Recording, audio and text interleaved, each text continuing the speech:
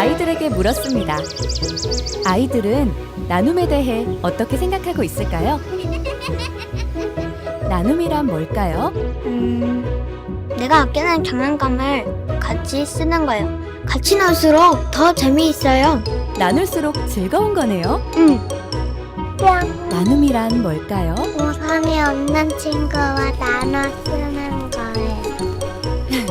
나눔은 함께하는 거네요.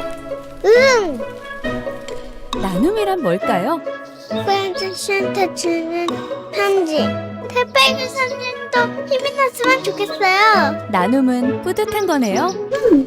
나누니까 더 즐겁고 행복하네요. 나눔 함께 할 거죠?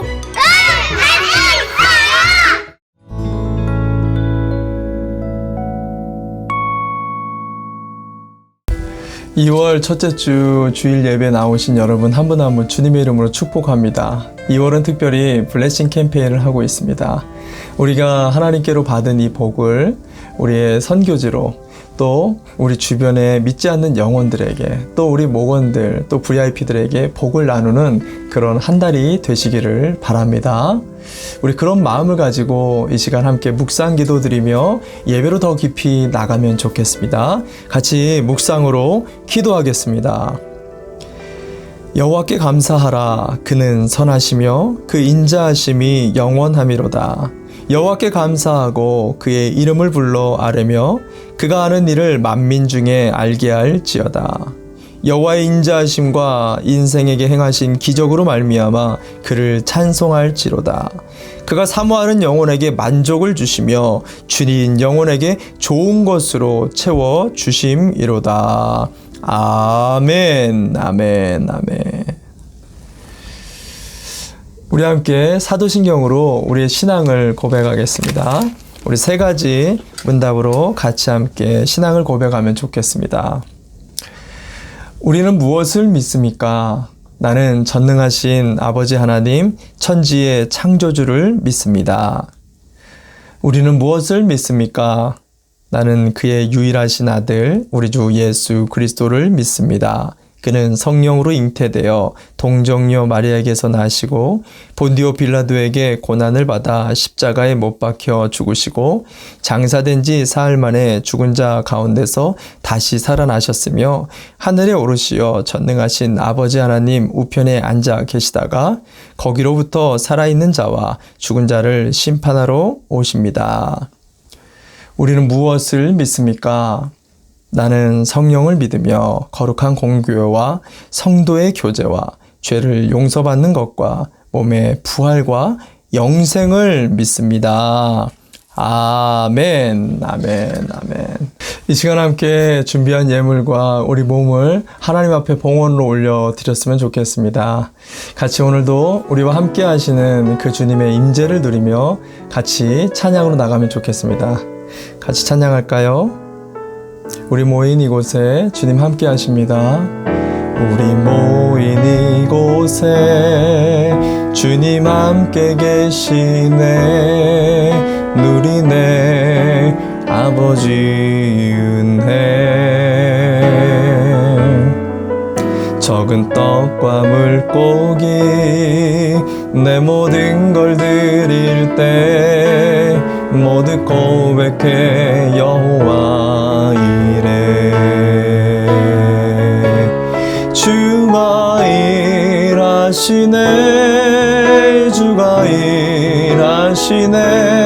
주께 아끼지 않는 자에게 주가 일하시네. 주가 일하시네. 신뢰하며 걷는 자에게 주가 일하십니다. 주가 일하시네. 주가 일하시네. 주께 아끼지 않는 자에게 주가 일하시네. 주가 일하시네. 신뢰하며 걷는 자에게.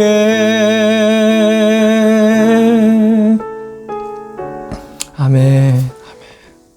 이 시간 함께 드려진 예물 위해 봉헌 기도하겠습니다. 참 좋으신 하나님, 지난 한 주간에도 우리의 삶을 지켜주시고 이 코로나의 위협으로부터 건강을 붙들어 주시고 가정과 자녀와 일터와 우리의 소산을 붙들어 주신 그 은혜, 우리를 구원하여 주신 그 감격, 오늘도 감사하여 우리의 소산의 10의 1조와 여러 감사와 작정의 예물, 그리고 복을 나누기 위하여 구제의 예물을 주님 앞에 올려드리오니 주님 흠양하여 주옵시고, 오늘도 이 예물과 우리의 남은 생애와 또 우리의 정성껏 복음을 위하여 살았던 한 주간의 이 삶이 드려지는 곳곳에 주의 나라가 확장되게 하여 주시고, 복음을 통해 한 영혼이 구원을 얻는데 귀하게 쓰임받는 예물과 우리의 남은 생에 되게 하여 주시옵소서. 특별히 코로나로 어려움 당하는 귀한 가정들, 어려움 중에 주님 앞에 십시일반 올려드린 귀한 손길들이 있습니다. 주께서 축복하여 주시고 그 가정에 기름이 마르지 아니하게 하시며 하나님의 갑절의 강복이 임하는 복된 은혜를 누리는 가정들 되어지도록 이끌어 주시옵소서. 온 마음을 다하여 축복합니다. 감사드리며 우리 주 예수님의 이름으로 기도드립니다. 아멘, 아멘, 아멘. 할렐루야. 우리 오늘 예배로 나아가며 주님과 정말 깊이 있게 동행하기를 원합니다. 오늘도 예배 속에 함께 하시는 그분, 우리 찬송가 430장 같이 찬양할까요? 주와 같이. 주와 같이 길 가는 것 즐거운 일 아닌가. 우리 주님 걸어가신 발자취를 밟겠네. 한 걸음 한 걸음 한 걸음 주 예수와 함께 날마다 날마다 우린 걸어가. 어린아이 같은 어린아이 같은 우리 미련하고 약하나 주의 손에 이끌리어 생명길로 가겠네. 한 걸음 한 걸음 한 걸음 주 예수와 함께 날마다 날마다 우린 걸어가리. 여러분, 주님과 함께 걸어가는 이 삶이 참으로 복된 것을 믿으시기 바랍니다. 오늘도 이 예배 가운데 주님과 함께 더 깊이 걸어갈 수 있는 그런 은혜와 결단하는 시간 되기를 바랍니다. 꽃이 피는 들판이나 험한 골짜기라도 주가 인도하는 대로 주와 같이 가겠네. 한 걸음 한 걸음 한 걸음 주 예수와 함께 날마다 날마다 우린 걸어가. 옛선지자 옛선지자의 녹같이 우리들도 천국에 들려 올라갈 때까지 주와 같이 걷겠네. 한 걸음 한 걸음 한 걸음 주 예수와 함께 날마다 날마다 우린 걸어가리. 아멘. 우리 함께 이 예배를 위해서 한번 합심해서 좀 기도하면 좋겠습니다. 주님, 오늘도 이 예배를 통해 주님과 더 깊이 걸어가게 해주십시오. 성령님의 임재가 임하는, 그래서 말씀과 기도로 거룩해지는 이 자리가 되게 해달라고 함께 하나님 앞에 간구하는 이 시간 됐으면 좋겠습니다. 같이 이 시간 합심해서 주의 이름 부르고 기도하며 나가겠습니다. 기도하겠습니다. 주여, 참 좋으신 하나님 아버지, 오늘도 기도하며 주의 임재를 구합니다. 주와 한 걸음 한 걸음 더 깊이 나가는 예배되기를 소원합니다. 주님, 원근각처에서 우리가 영상을 통해 예배하지만 하나님의 살아계신 존전의 임재를 누리게 하여 주실 뿐만 아니라 성령의 감동과 감화를 하나님의 존전에서 그 거룩하심을 맛볼 수 있는 귀한 예배가 되어지도록 우리의 심령 붙들어 주시고 우리를 거룩으로 인도하여 주시며 주님과 동행하는 한 주를 힘차게 시작하는 귀한 말씀을 허락하여 주시옵소서. 오늘도 이 시간을 의탁합니다. 감사합니다. 찬양합니다. 다 함께 기도하시겠습니다. 하나님, 복된 주일을 맞아 비록 영상으로라도 예배를 할 수 있는 은혜 주심에 감사드립니다. 아직도 많은 사람들이 코로나 바이러스 때문에 경제적 그리고 마음에 몹시 힘들어하고 있습니다. 하루빨리 백신이 널리 퍼지게 되고 또 더 좋은 백신이 만들어져서 모든 사람들이 팬데믹에 전에 생활을 할 수 있도록 기도드립니다.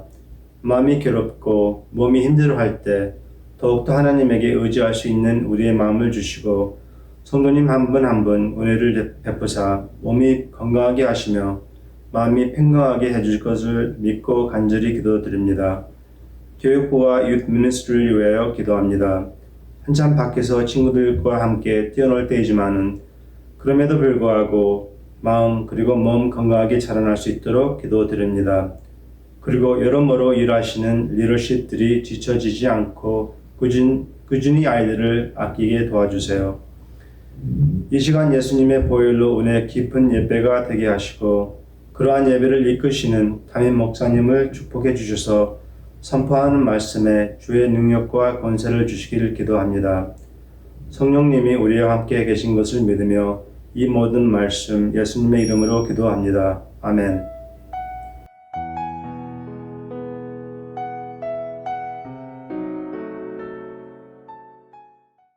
오늘 우리에게 주신 하나님 말씀 보겠습니다. 말씀은 창세기 39장 1절과 2절, 2절 말씀 같이 보겠습니다.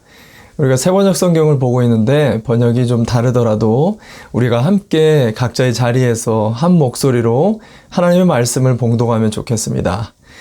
창세기 39장 1절과 2절 말씀 같이 함께 봉독합니다. 시작. 요셉이 이집트로 끌려갔다. 요셉을 이집트로 끌고 내려간 이스마엘 사람들은 바로의 신하인 경호대장 이집트 사람 보디발에게 요셉을 팔았다. 주님께서 요셉과 함께 계셔서 앞길이 잘 열리도록 그를 돌보셨다. 요셉은 그 주인 이집트 사람의 집에서 살게 되었다. 아멘, 아멘. 할렐루야. 오늘은 뉴스타트 마지막 시간입니다. 7번째로 창세기 39장 1절과 2절 말씀을 가지고 만사형통의 시작이라는 제목으로 여러분과 함께 2월을 좀 시작했으면 좋겠습니다. 한 형제가 있었어요. 동생이 말을 안 듣자 형이 이렇게 이야기를 합니다. 야, 너 만사형통이 무슨 뜻인지 아냐?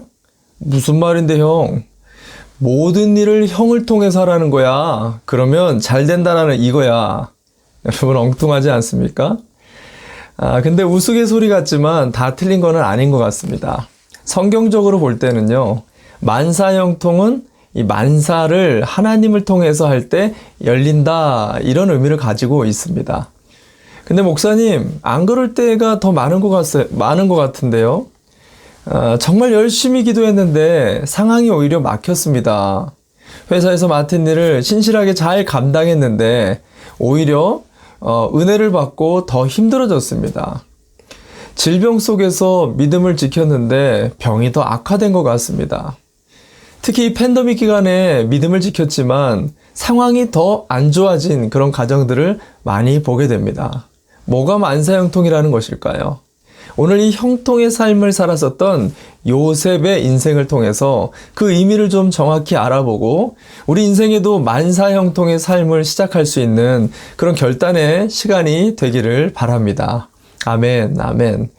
그 첫 번째로 이 만사형통의 삶이 말하고 있는 거, 그 의미는 과정이 아니라 결론을 보는 그런 삶이다라는 것을 말해주고 있습니다. 여러분 아주 중요한 원리예요. 이것을 여러분이 알아야 우리 인생의 만사형통의 삶을 시작할 수 있습니다. 요셉의 삶을 들여다보면은요, 우리가 잘 알고 있듯이 이 형통보다는 고난과 막힘, 그리고 억울함의 연속적인 그런 삶을 살고 있지 않습니까? 자신의 형들에게 미움을 받아서 그가 애굽의 노예로 팔리게 되었습니다. 그리고 보디발의 청지기가 되었지만 결국은 또 누명을 받아서 감옥에 갇히게 됩니다. 그의 인생을 보면 어딜 봐서 그것이 만사형통이라고 말할 수 있을까요? 오히려 만사먹통, 만사깡통 이런 게 맞지 않을까요? 근데 개역개정의 성경을 보니까 이렇게 기록하고 있습니다. 창세기 39장 2절 말씀 한번 볼까요? 창세기 39장 2절입니다. 개역개정 제가 읽어드립니다. 여호와께서 요셉과 함께 하심으로 그가 형통한 자가 되어 그의 주인 애굽 사람의 집에 있으니. 아멘. 요셉은 어려움의 연속이었는데도 그의 인생이 형통했다라고 성경은 표현하고 있습니다. 자, 이것을 어떻게 우리가 바라봐야 될까요? 이것을 이해하려면요, 형통의 의미를 우리가 정확히 알 필요가 있습니다. 여러분, 형통의 이 원어 히브리어의 의미는 단순히 번영하다라는 그런 의미도 있지만 장애물을 건너가다, 앞길이 열리게 되었다라는 그런 의미를 갖고 있습니다. 즉, 인생의 장벽과 장애가 여전히 있지만 결국은 그것을 건너가게 될 것이고 결국은 열리게 되어질 것이다 라는, 현재보다는 이 미래를, 그리고 과정보다는 결론을 말해주고 있는 말이 바로 이 형통이라는 말입니다. 그래서 세번역 성경을 보게 되면 아주 잘 해석을 하고 있죠. 창세기 39장 2절을 세번역으로 좀 읽어드리겠습니다. 주님께서 요셉과 함께 계셔서 앞길이 잘 열리도록 그를 돌보셨다. 요셉은 그 주인 이집트 사람의 집에서 살게 되었다. 아멘, 아멘. 여기서 잘 보면은 앞길, 그러니까 미래가 열리는 길로 이 형통을 해석하고 있는 것입니다. 잘 해석한 거죠. 그래서 우리가 세번역 성경을 좀 보고 있는데, 여러분, 성경은 이거를 계속해서 우리에게 이 형통의 의미를 반복해서 가르쳐 줍니다. 자, 보시기 바랍니다. 구약의 대표적인 형통의 사람이 사실 바로 이 욥입니다. 그는 수없는 고난과 아픔과 버림받음, 억울한 일들을 계속해서 경험하고 있죠. 근데 결론에 가가지고 그의 모든 인생은 갑절의 회복을 통해서 다시 만사 형통이 되어지는 그런 인생의 포즈를 우리에게 보여주고 있어요. 그래서 욥은 이 형통을 자신의 삶에 대해서 이렇게 표현합니다. 욥기 8장 7절 말씀 볼까요? 욥기 8장 7절 제가 읽어드립니다. 처음에는 보잘것 없겠지만 나중에는 크게 될 것이다. 개역개정에는 그 시작은 미약하나 그 끝은 창대케 될 것이다 라고 말을 했죠. 신약에 가보면 이런 하나님의 형통사상을 아주 신학적으로 잘 정리한 사람이 바로 바울입니다. 그는 이것을 한 절로 형통에 대해서 정리를 했어요. 로마서 8장 26절 말씀이에요. 로마서 8장 26절 제가 읽어드립니다. 하나님을 사랑하는 사람들, 곧 그 뜻대로 부르심을 받은 사람들에게는 모든 일이 서로 협력해서 선을 이룬다는 것을 우리는 압니다. 아멘, 아멘. 여러분, 정말 놀라운 말씀입니다. 저는 여러분에게 정확한 예언 한 가지를 이 말씀에 근거해서 하겠습니다. 지금 여러분이 어떤 일을 당하고 있든지 간에 반드시 결론에 가서는 열리게 될 거예요. 풀리게 될 것입니다. 반드시 통하게 될 것입니다. 여러분 이것을 믿으시기를 바랍니다. 아멘, 아멘. 여러분, 우리 인생의 끝을 안다는 것은요, 신앙생활에 굉장히 중요한 원리입니다. 가끔 기가 막힌 플레이로 우리 팀이 승리를 했었던 그런 축구나 농구 경기를 보게 되면요, 너무 멋있으니까 재방송으로 그 부분을 리플레이 해가지고 계속 다시 보곤 하잖아요. 자, 이럴 때 이 재방송을 보게 되어지는 순간 상대편이 반칙을 해가지고 우리 편을 쓰러뜨릴 때가 있잖아요. 근데 그럴 때도 전혀 억울하지가 않습니다. 자, 왜 그럴까요?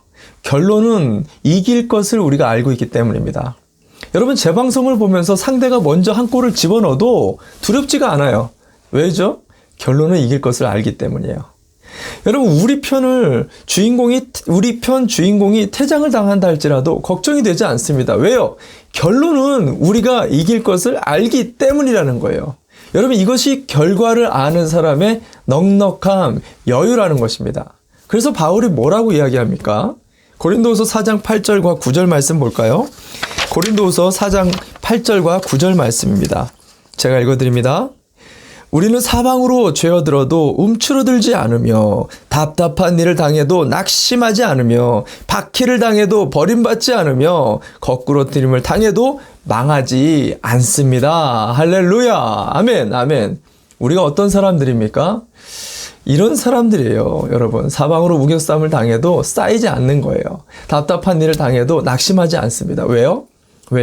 우리의 결론이 승리로 정해져 있기 때문입니다. 이걸 모르면 어떻게 될까요? 정말 위험해집니다. 20세기 최대의 악인이라고 손꼽는 소련의 스탈린과 나치의 히틀러를 알 것입니다. 여러분, 히틀러는 유대인을 무려 600만 명이나 학살을 했죠. 스탈린은 무려 3,500만 명이나 죽였습니다. 더 놀라운 것은 이 두 사람 다 크리스찬이었다는 점이에요. 스탈린은 어려서부터 말씀과 찬송을 그렇게 사모했었던 아주 신실한 신학생이었습니다. 그랬던 그가 정치운동에 잘못 가담하게 되는데 신학교로부터 부당하게 그가 일방적으로 제적을 당하게 되죠. 그러면서 그가 결국 공산주의자가 되어지게 되는데 이후 그가 이 높은 자리에 올랐을 때 이 기독교를 박해하면서 수많은 셀 수 없는 크리스찬들을 학살하게 되어지는 이 악인으로 바뀌게 되어집니다. 히틀러 또한도 어렸을 때부터 수도원 생활로 무척 경건하고 신실했었던 학생이었다라고 합니다. 근데 그의 어머니가 유태인 의사의 실수로 인해서 죽게 되었죠. 또한 자기가 사랑했었던 여인마저도 이 돈 많은 유대인과 결혼하게 되면서 유대인에 대한 분노와 증오로 나중에 유대인 대학살을 일으켜버리는 괴수가 되어진 것입니다. 여러분, 이 두 사람의 공통점을 보시기 바랍니다. 우리 인생에 일어나게 되어지는 수많은 일들에 대한 형통의 의미를 제대로 알지 못하면 형통한 자가 오히려 비참한 자가 될 수 있다는 것을 말해주고 있다는 것이죠. 여러분, 지금 일어나는 일로 우리의 삶을 성급하게 판단하지 마시기 바랍니다. 우리는 과정이 아니라 결론이 선으로 끝나는 사람들인 것을 믿으셔야 된다는 거예요. 그래서 어려운 일 당할 때 시간이 한참 흘러서 돌아보면 어때요? 그것이 감사했다라고, 그것이 오히려 잘된 일이었다라고 우리가 고백하곤 하잖아요. 그래서 그런 거예요. 여러분, 오늘도 지금을 보기보다 주의 말씀을 바라보며 결론을 바라볼 수 있는 그런 형통하는 그런 사람들 되시기를 주님의 이름으로 축원을 드립니다. 아멘, 아멘. 두 번째, 만사 형통의 삶은 묶임 속에서 감사하는 삶이다 라고 말합니다. 묶임 속에서 감사하는 삶. 여러분, 만사 형통의 그 의미 안에는요, 묶임 속에 풀림이 숨겨져 있어요. 닫힘 속에 열림이 숨겨져 있습니다. 그래서 우리가 이 묶임 속에서 감사를 찾고자 하는 노력이 우리 인생에 필요하다라는 그런 의미입니다. 요셉의 인생을 자세히 보면 이와 같습니다. 그는 아버지 야곱에게 사랑을 받았어요. 근데 그것 때문에 형제들에게 미움을 받게 되죠. 그는 아버지로부터 아주 귀한 채색 옷을 입게 되었습니다. 근데 그것 때문에 결국 깊은 수렁에 빠지게 됩니다. 살아났지만 결국은 노예로 애굽으로 팔려가게 되죠. 모디발의 집에서 열심히 일해서 매니저가 됐지만 결국 그 아내 때문에 억울하게 옥에 갇히게 됩니다. 옥의 두 고관의 꿈을 해몽해 주죠. 그렇지만 결국 그 사람들에게 잊혀지는, 그래서 감옥에 계속 2년 동안 더 갇히게 됩니다. 이렇게 보면 참 기구한 팔자예요. 형통커녕 불통의 인생이었습니다. 근데 이것을 조금만 다르게 해석하고 조금만 다른 측면에서 보게 되면 전혀 다른 풀리는 인생으로 우리가 보게 된다는 것이죠. 잘 보세요. 요셉은 12형제들에게 미움을 받아 죽을 뻔했지만 형 루벤의 도움으로 목숨은 건지게 됩니다. 노예로 애굽으로 팔려가지만 그곳에서 인정받아 보디발 집의 전체를 관장하는 매니저가 되어집니다. 보디발의 아내의 누명을 받아서 곧바로 그 자리에서 죽을 수도 있었지만 그는 다행히 살아서 감옥으로 갇히게 됩니다. 감옥에 갇혔지만 그곳에서도 감옥의 매니저가 되어집니다. 여러분 보세요. 요셉을 다른 측면에서 보면 놀랍게도 어떤 상황이 와도 풀리는 인생, 통하는 인생, 형통한 인생이 되어지고 있다는 게 보인다라는 것이죠. 중요한 점은 평상시 이것들이 감춰져 가지고 잘 보이지 않는다는 거예요. 그래서 감사의 눈으로 바라보게 될 때 숨은 형통의 삶이 우리에게 보여지게 된다는 것입니다. 성경에 등장하는 사람들의 삶들이 이와 같은 것을 보게 돼요. 여러분 다윗을 알 것입니다. 다윗은 왕의 기름을 부음을 받았지만 반평생 사울을 피해 도망치는 인생을 살죠. 그러나 그 도망자의 삶을 통해서 수많은 싸움의 기술을 그는 배우게 되고요. 용맹무쌍한 목숨까지도 바칠 충성스러운 용사 400명을 그는 광야에서 얻게 되어집니다. 왕으로서 필요한 자질을 훈련할 수 있었으면서 가장 중요한 하나님의 동행을 그가 광야에서 배우게 되고 있다는 것이죠. 결국 다윗은 도망자의 삶이 아니라 왕으로 준비되는 삶을 살았던 것입니다. 모세도 마찬가지죠. 광야에서 40년 그냥 버려진 시간이 아니라 광야 전문가로 준비되는 삶이었다는 것입니다. 에스더도 만난 위기가 사실은 이스라엘을 살리는 기회가 됩니다. 다니엘도 사자굴에서 결국 하나님의 영광을 드러내는 감사의 순간이 되었던 것을 보게 됩니다. 막히고 묶인 게 아니라 뚫리고 열리는 기회였다라는 것을 우리가 조금만 달리 보면 그것을 깨달을 수 있다는 것이죠. 그래서 인생은 해석하기 나름이라는 말이 있습니다. 어떻게 해석하느냐에 따라서 답답하고 불행한 인생이냐 아니면 어디를 가도 형통한 인생이냐라고 생각할 수 있다는 것이죠. 요셉은 자신의 삶을 나중에 추억하며 이렇게 해석을 했습니다. 보십시오. 창세기 50장 20절 말씀을 보십시다. 창세기 50장 20절 말씀입니다. 제가 읽어드립니다. 형님들은 나를 해치려고 하였지만 하나님은 오히려 그것을 선하게 바꾸셔서 오늘과 같이 수많은 사람의 생명을 구원하셨습니다. 아멘, 아멘. 하나님의 섭리 안에서 이루어졌다라는 거예요. 하나님은 그것이 악이 아니라 선이셨다라는 거예요. 하나님에게는 계획이 있었다라는 것입니다. 이걸로 생명을 살리는 축복의 사건이 됐었다라는 거예요. 형통의 일이었다라고 감사하고 있습니다. 저주받은 인생을 하나님의 형통으로 해석하고 있는 것입니다. 놀라운 관점 아닙니까? 얼마 전 한 성도의 장례식이 있었습니다. 76세 나이에 한 주에 3번씩 투석을 하는 살아가는 것 자체도 참 힘들었던 분이셨는데 이분이 안타깝게 코로나에 걸렸어요. 응급실에 입원했습니다. 호흡이 약해지고 의사는 가족들에게 장례를 준비하라 이야기했습니다. 근데 기적적으로 15일이 지나 코로나가 완치된 것입니다. 할렐루야. 너무 감사하죠. 온 가족이 기뻐하면서 아버님과 함께 퇴원했는데 집에 와서 주무시다가 새벽녘에 돌아가신 겁니다. 너무 안타깝고 어이가 없죠. 투석도 그 위험한 코로나도 이겨냈는데 허무하게 집에서 주무시다 돌아가신 겁니다. 그것도 가족들과 한 집에서 주무시다가. 여러분 가족들의 마음이 얼마나 안타깝고 속상했겠어요. 얼마나 허무했겠습니까? 근데 제가 이 가정을 위해서 기도하며 중보하는데 저에게 이런 감사가 오히려 오는 거예요. 요즘 코로나로 돌아가시는 분들을 참 많이 보게 되는데 얼굴도 못 봅니다.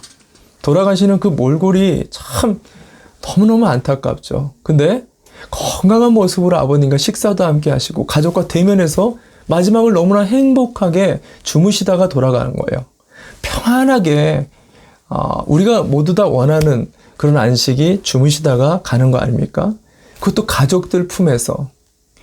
이런 감사한 몇 가지들을 계속해서 연거푸 생각하다 보니까 이 가정이 안타깝다라는 생각보다 오히려 하나님이 복 주시는 가정, 지켜주시는 가정, 누군가가 정말 이 가정을 위해서 기도를 많이 해주는 그런 복된 가정이구나. 한순간의 슬픔의 가정이 아니라 축복의 가정으로 바뀌어지는 그런 은혜를 제가 경험했어요. 이것이 형통의 두 번째 원리입니다. 묶임과 다침과 문제 속에서 감사를 찾으면 그 속에서 열어가고 계시는 형통의 하나님이 보인다라는 거예요. 그래서 스펄전 목사님은 불행할 때 감사하라, 그런 불행이 끝나고 형통할 때도 감사하라. 그러면 형통이 연장된다라고 말을 해요. 이번 한 주 답답한 상황 속에서 감사를 통해 숨겨진 형통을 찾아 우리의 인생이 불행한 게 아니라 답답한 게 아니라 오히려 형통한 삶을 잘 가고 있다는 것을 알고 하나님 앞에 감사하며 찬양하는 그런 복된 한 주가 되시기를 바랍니다. 아멘, 아멘. 세 번째, 만사형통의 삶은 하나님과 동행하는 삶입니다. 하나님과 동행하는 삶. 가장 중요한 결론이기도 합니다. 여러분, 형통의 삶은 내가 스스로 만들어갈 수 있는 게 아니라요. 형통하신 분과 동행하게 되어질 때 살 수 있는 삶이라는 것을 반드시 알아야 됩니다. 오늘 본문을 그런 의미에서 한 번 더 보겠습니다. 39장 2절 말씀, 창세기 39장 2절입니다. 제가 읽어드립니다. 주님께서 요셉과 함께 계셔서 앞길이 잘 열리도록 그를 돌보셨다. 요셉은 그 주인 이집트 사람의 집에서 살게 되었다. 아멘, 아멘. 여러분 뭐라고 얘기합니까? 요셉이 앞길을 잘 열도록 노력하고 이 앞길을 잘 열었다라고 말합니까? 그렇게 말하지 않습니다. 주님이 요셉과 함께 했더니 앞길이 열렸다라고 말을 하고 있는 거예요. 굉장히 중요한 내용이에요. 계속해서 이 말을 반복합니다. 3절 볼까요? 3절. 3절에도 주님께서 요셉과 함께 계셔서 21절에도 반복합니다. 21절 주님께서 그와 함께 계시면서 돌보아 주시고 23절에도 반복합니다. 주님께서 요셉과 함께 계시기 때문이며 아멘 아멘. 계속해서 반복해서 이것을 말하고 있어요. 왜 그러느냐? 내가 형통의 주체가 아니라는 거예요. 하나님이 우리와 함께 하시기 때문에 그때 형통한 삶이 된다는 것을 말해주고 있다는 것입니다. 여러분 이것이 굉장히 중요한 형통의 삶의 원리예요. 투자의 귀재 워렌 버핏을 알 것입니다. 그가 이런 말을 했어요. 성공하는 비결 중 하나가 뭐냐? 성공하는 사람과 함께 하기만 하면 된다는 거예요. 기가 막힙니다. 그러면서 그는 이렇게 비유를 해요. 당신이 금가루일지라도 모래밭에 있다라면 결국 모래 같은 신세가 될 것입니다. 근데 반대로 당신이 보잘것없는 모래알일지라도 금가루 속에 있으면 빛나는 삶을 살 수 있을 것입니다. 기가 막히지 않습니까? 더 놀라운 것은요. 성경도 이와 똑같은 말을 합니다. 고린도후서 4장 7절 보십시오. 고린도후서 4장 7절입니다. 제가 읽어드립니다. 우리는 이 보물을 질그릇에 간직하고 있습니다. 이 엄청난 능력은 하나님에게서 나는 것이지 우리에게서 나는 것이 아닙니다. 아멘, 아멘. 여러분 정말 중요한 말씀이에요. 우린 질그릇입니다.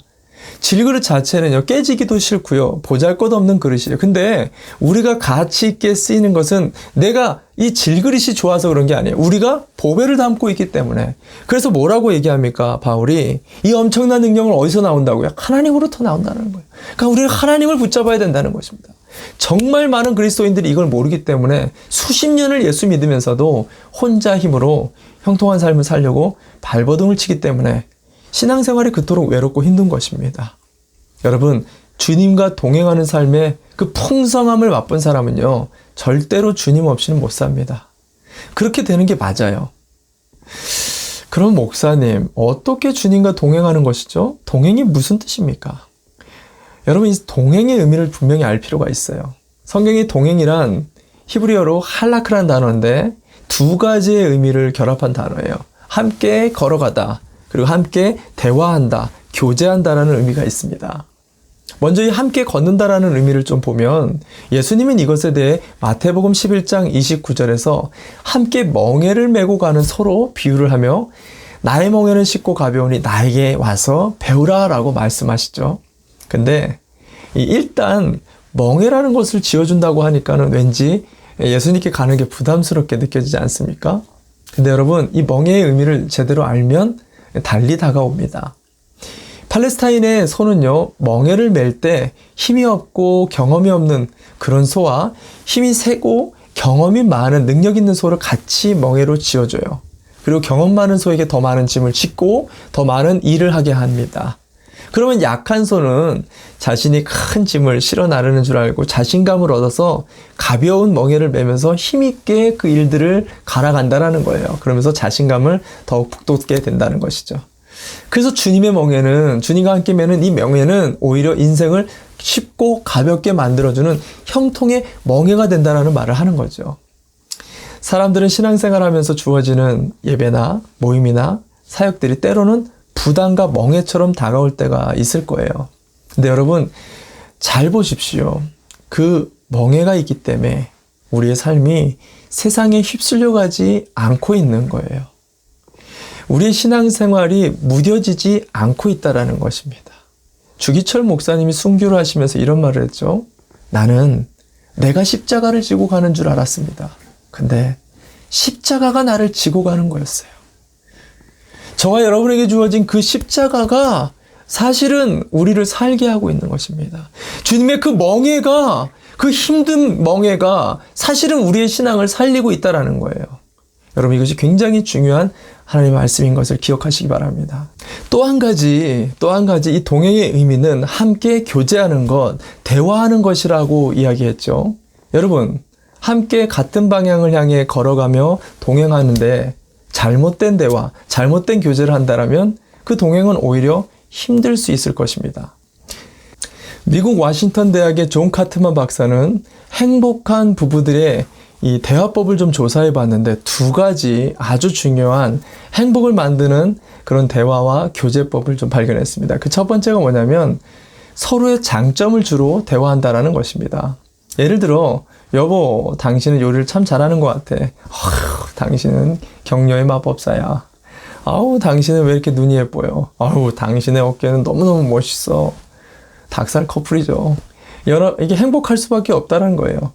근데 반대로 이게 불행한 커플, 깨지는 커플을 보니까 서로 단점을 얘기하더라는 것입니다. 당신은 말끝마다 그게 문제야. 에이, 정말 당신 때문에 못 살겠어. 이게 문제야, 저게 문제야. 당연히 불행하겠죠. 두 번째 행복한 커플을 보니까 다가오는 대화를 하더라는 거예요. 다가가는 대화. 주로 하나 되려는 말. 이해하고 포용하고 예의를 지켜주는 그런 따뜻한 말들을 하는 반면 불행한 커플들은 멀어지는 대화를 하더라는 것입니다. 제일 많이 하는 게 상대를 비난하는 말이었어요. 상대를 비웃거나 무시하는 말. 그리고 상대와 담 쌓기를 잘한다는 거예요. 이 담 쌓기라는 것은 서로 그냥 담을 쌓고 말을 안 해버리는 거예요. 이런 대화를 자주 하는 사람들의 관계는 결국 불행해지고 깨어질 수밖에 없다라고 그가 말하고 있습니다. 여러분은 어떤 대화를 주로 하십니까? 그리고 주님과 어떤 대화를 나누고 계십니까? 늘 형통보다는 불통, 늘 열리는 것보다는 닫히는 그런 교제를 하고 있지는 않습니까? 우리 안에 죄의 습관이 남아있기 때문입니다. 그런 걸 보게 되어질 때 참 우리가 가까이 하기에 너무 먼 사람들인 것을 보게 됩니다. 누가복음 24장에 보면은요, 엠마오로 내려가는 두 제자가 예수님과 동행하며 대화를 나누는데요. 이때에도 재밌게 같은 길을 예수님과 함께 걸으며 온종일 대화를 하는데 이 두 제자는요, 예수를 전혀 못 알아보죠. 마치 우리의 신앙생활과 같지 않나라는 생각을 하게 됩니다. 근데 저는 그 장면을 보면서 참 정말 감사하고 감동이 됐던 게 있어요. 그래서 무엇이냐면 그 둘이 정말 같이 계신 그 주님을 전혀 느끼지도 못하고 대화를 그렇게 많이 하는데 말씀을 많이 들으면서도 깨닫지를 못하는데 답답한데도 예수님이 끝까지 그들과 함께 가주셨다는 점이에요. 참 은혜가 됩니다. 우리가 부족하고 삐뚤고 못 알아들어도 주님이 우리와 세상 끝날까지 동행하셔서 결국은 우리 인생을 형통케 해주시고 만다라는 것. 여러분, 이것이 진짜 복인 거예요. 우리에게 있는 진짜 형통의 축복인 것을 여러분 믿으시기를 바랍니다. 아멘, 아멘. 말씀을 마치겠습니다. 여러분, 형통의 삶을 잘 이해해야 만사 형통의 삶이 시작됩니다. 지금 풀리고 열리는 삶이 아니라 결국에는 풀리고 결국에는 열리는 삶이 형통의 삶이에요. 이걸 모르면은요, 은혜 속에 있으면서도 절망해요. 삐뚤게 나가게 됩니다. 이거를 정말 꿰뚫어 보려면 그 묶임 속에서, 그 다침 속에서, 그 고난 속에서 끊임없이 우리는 감사를 찾아야 된다는 거예요. 그때 우리 인생이 얼마나 복되고 형통한 삶을 지금 살아가고 있는지를 깨닫게 된다는 것입니다. 그리고 형통한 사람이 되려고 하기보다 형통한 분과 동행하는 것에 힘쓰시기 바랍니다. 그게 지혜 있는 자예요. 여러분, 이번 한 주도 그 주님과 함께 동행하며 복된 형통의 한 주를 누리시기를 정말 주님의 이름으로 축복합니다. 아멘, 아멘, 아멘. 이 시간 함께 기도합시다. 우리 함께 선포되어진 말씀을 좀 기억하면서 하나님, 과정이 아니라 결론입니다. 지금 우리의 순간에 참 답답하고 꽉 막히고 묶인 것 같은 이 순간에도 하나님 앞에 이때가 아니라 결론에 주님이 승리하시게 하시고 주님이 열어주시고 풀리게 하실 것을 믿음의 눈으로 바라보며 넉넉하게 우리가 주의 때를 기다릴 수 있는 믿음이 우리 가운데 있도록 간구합시다. 또한 끊임없이 하나님이 묶임 속에서 열어가고 계시고 다침 속에서 하나님이 풀어가고 계시는 것을 우리가 바라볼 수 있도록 감사를 고백하게 해달라고, 성령 하나님, 성령 하나님, 보이지 않는 그 감사를 통해 하나님이 우리의 인생에 형통케 만들어 가시는 그 주님을 볼 수 있도록, 그 주님과 동행할 수 있도록 이 시간 함께 합심해서 주의 이름 부르고 같이 함께 말씀 붙잡고 기도합시다. 기도하겠습니다. 주여, 참 좋으신 하나님 아버지, 오늘도 우리의 인생 가운데 동일하게 하나님이 우리의 형통의 삶이 되어 주십니다. 그 형통의 삶을 살고 있는 것을 믿습니다. 우리 눈에 지금 보이지 않아도, 우리 눈엔 꽉 막힌 것 같고 묶인 것 같고 고난의 연속인 것만 같은 이 순간 속에서도 감사를 볼 수 있는 시야가 믿음이 열리게 하여 주시옵소서. 영안이 열리게 하여 주시옵소서. 그래서 주님이 우리 안에 열어가고 계시는 것, 주님이 풀어가고 계시는 것, 주님이 준비해 나가고 계시는 주의 인생을 바라볼 수 있는 그런 눈이 열릴 수 있는 우리 모든 권속들 될 수 있도록 특별히 하나님 주와 동행하는 기쁨을 누리게 하여 주시옵소서. 주님, 내가 내 인생의 주체가 되고 내 인생의 주인이 될 것이 아니라 주님과 함께하는 것에 주력할 수 있도록, 주님과 동행하는 축복을 누릴 수 있도록, 주님이 나의 형통이 되어질 수 있는 그 기쁨을 회복할 수 있도록 하나님이 한 주 동안 참된 형통의 삶을 사모하기를 원합니다. 주여, 우리 모두에게 깨달음을 주시고 그 말씀 붙잡고 살아가는 한 주가 되어지도록 이끌어 주시옵소서. 주님 감사합니다. 제가 기도하겠습니다. 참 좋으신 하나님 아버지, 코로나가 지나가고 있습니다.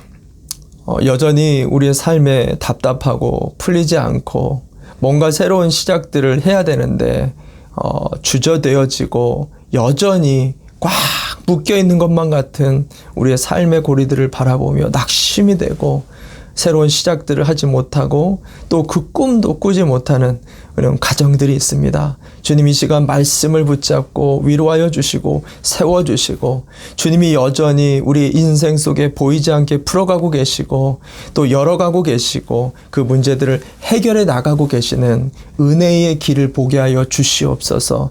감사를 찾게 하여 주시옵소서. 믿음의 고백을 드리게 하여 주시옵소서. 영안이 열려져서 하나님이 만들어 가시는 하나님의 길들을 볼 수 있는 은혜의 시선이 열리게 하여 주시옵소서. 뿐만 아니라 주님, 우리의 인생은 여전히 질그릇과 같습니다. 내가 보배가 아닙니다. 우리는 질그릇입니다.